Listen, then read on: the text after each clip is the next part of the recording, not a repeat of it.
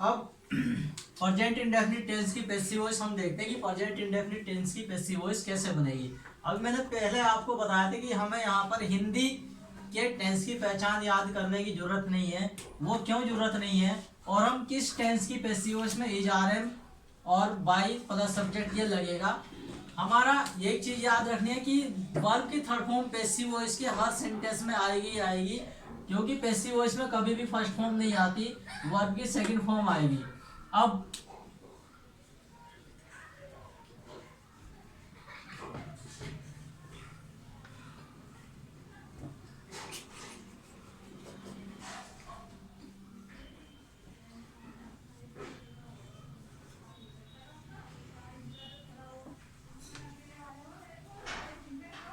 ये मैंने आपके सामने दो सेंटेंस लिखे हैं, ही सिंग्स अ सॉन्ग और they help us daily.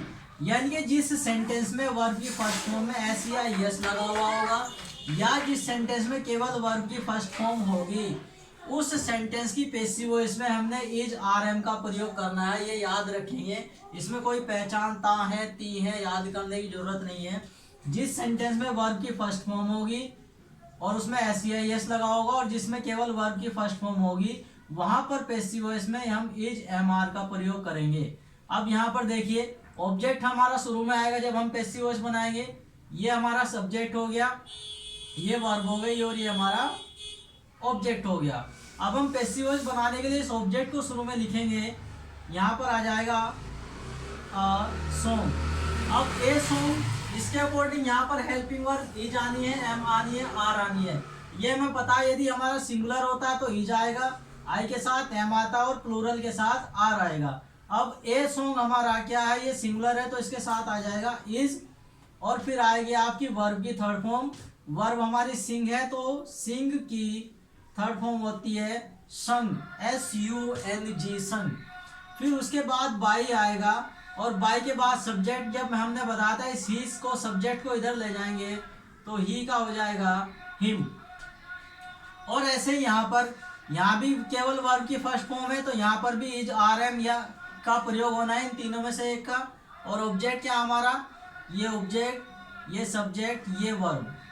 Object हमारा शुरू में आ जाएगा, अस को इधर लाएंगे वी हो जाएगा, और वी के साथ में हमारा ये वी प्लूरल है तो इसके साथ आर आ जाएगा यहाँ पर। फिर क्या आनी है, वर्ब। वर्ब हमारी हेल्प है तो हेल्प की थर्ड फॉर्म आएगी हेल्प्ड।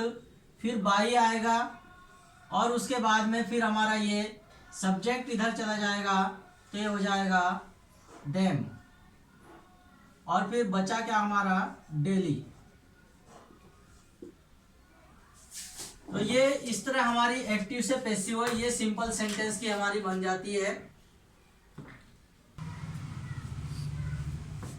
अभी हमने प्रेजेंट इंडेफिनिट का अफर्मेटिव सेंटेंस की पैसिव वॉइस बनाई है, और अब जो हम पैसिव वॉइस बनाएंगे अफर्मेटिव, इसका प्रेजेंट इंडेफिनिट का नेगेटिव सेंटेंस की पैसिव वॉइस बनाएंगे। इसमें फर्क क्या, बस जब पैसिव वॉइस बनाएंगे इज आर एम के बाद में हम नोट लगा देंगे। जैसे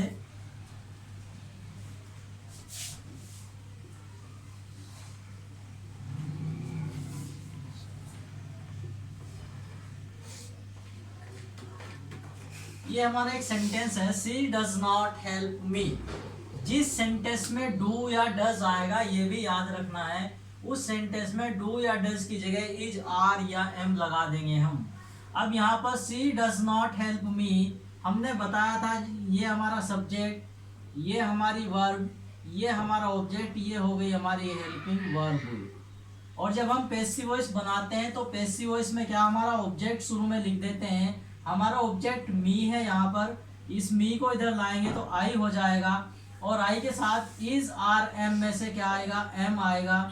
यहाँ पर एम आ गया। अब यहाँ नोट भी लगा हुआ है तो नोट लगा दिया। उसके बाद वर्ब की थर्ड फॉर्म आनी है, थर्ड फॉर्म हमारी क्या है, हेल्प की हो जाएगी, हेल्प्ड।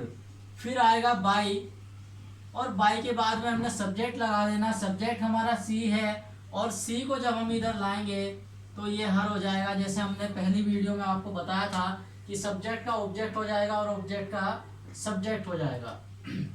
ये सिंपल सी बात है। एक हमारा एक एग्जांपल हम इंट्रोगेटिव का देख लेते हैं।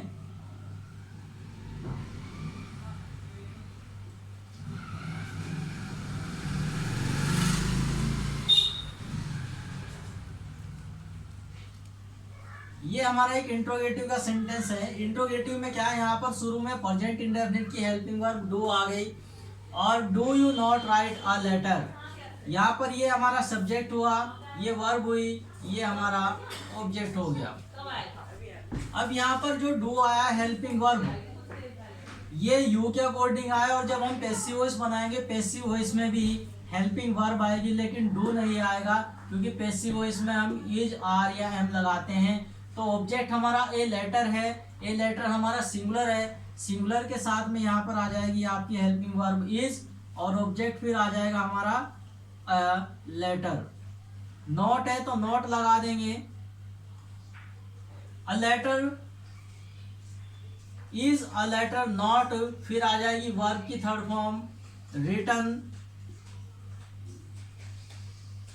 बाय, यू को इधर लाएंगे तो यू का यू ही हो जाता, और question mark as it is.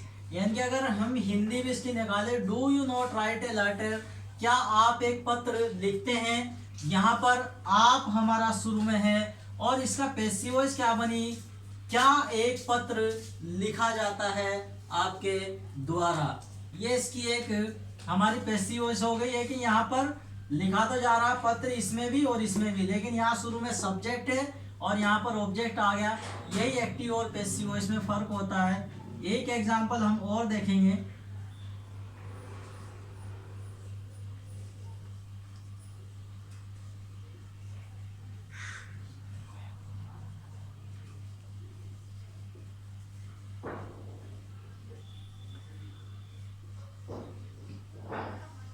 ये जिसमें हमारा क्वेश्चन वर्ड आ जाएगा, उसकी पैसिव वॉइस जब हम बनाएंगे तो क्वेश्चन वर्ड हमारा एज इट इज लिखा जाएगा, और जैसे यहाँ पर क्वेश्चन वर्ड के बाद डू या डज आता है तो पैसिव वॉइस में हमारा इज आर एम आएगा। अब हमारा ऑब्जेक्ट क्या है, योर क्लॉथ्स, तुम्हारे कपड़े, यानी कि जब योर यू लग जाता है तो वो हमारा प्लूरल माना जाता है, और यहाँ पर प्लूरल के अकॉर्डिंग हेल्पिंग वर्ब आएगी आर, और ऑब्जेक्ट आ जाएगा हमारा योर क्लॉथ्स। नॉट है तो नॉट एज इट इज आ गया, फिर वर्ब की थर्ड फॉर्म आएगी, ये आ गया यहाँ पर वॉश्ड बाय, सी को इधर लाएंगे तो इसका हो जाएगा हर क्वेश्चन मार्क, यानी कि why does she not wash your clothes, वह तुम्हारे कपड़े क्यों नहीं धोती है, तो why are your clothes not washed, आपके कपड़े क्यों नहीं धोते जाते उसके द्वारा। ये इस तरह से हमारी पैसिव वॉइस बन जाएगी।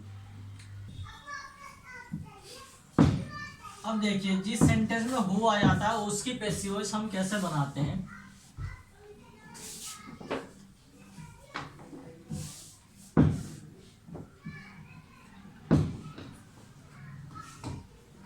ये हमारा एक सेंटेंस है, हु टीच यू, आपको कौन पढ़ाता है।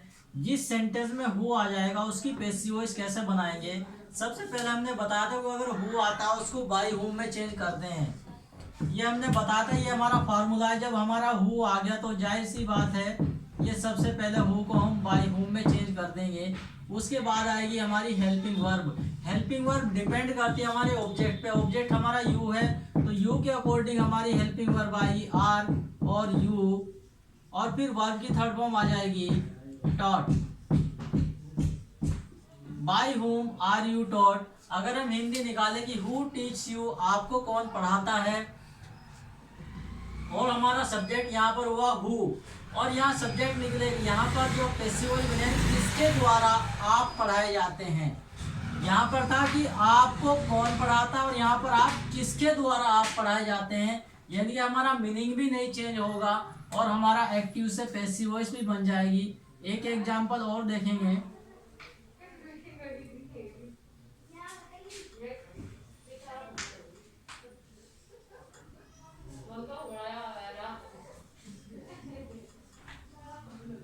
हु हेल्प्स हिम डेली, यहाँ पर भी हु आया तो हु को जब हम पैसिव वॉइस में बनाएंगे तो बाय हुम हो जाएगा, और हेल्पिंग वर्ब हमारी हिम के अकॉर्डिंग इधर क्या आएगी, इज आ जाएगा, और हिम को इधर लाएंगे तो ही हो जाएगा। बाय हुम इज ही, इसका थर्ड फॉर्म आ जाएगा हेल्प्ड डेली। इस तरह हमारे हु वाले सेंटेंस की पैसिव वॉइस बन जाएगी।